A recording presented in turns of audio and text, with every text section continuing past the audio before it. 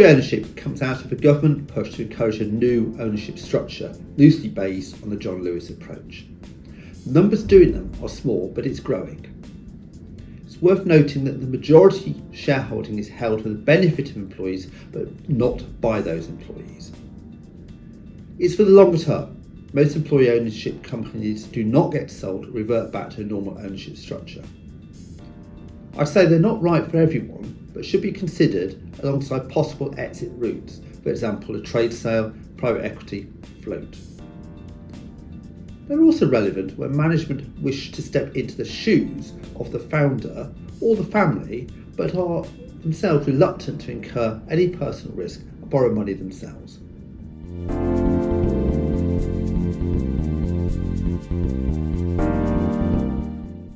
As for the benefits of employee ownership, research has shown that it improves employee retention.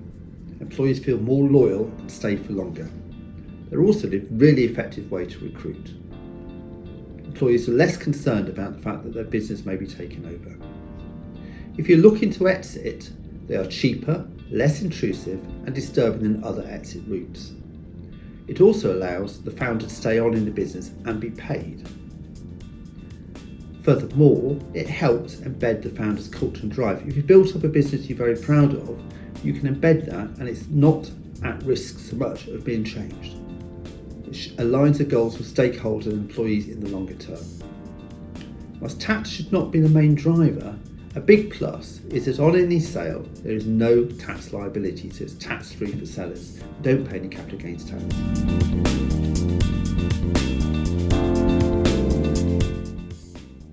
As the types of EOTs, employees do not own the shares individually. They're held by a trust on their behalf and the trust acts in their best interest. Also, the company operates as it did before, the trade runs as it did, and the trust will act as a shareholder. It doesn't have to be 100% of these shares, but it has to be a majority of it to qualify for an employee ownership trust.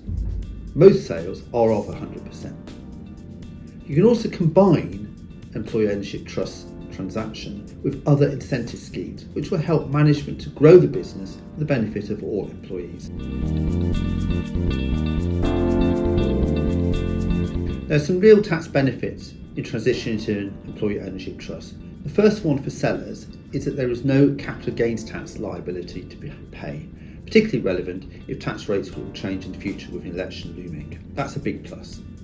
Separately, for employees, they will receive up to £3,600 a year by way of a bonus that is tax-free.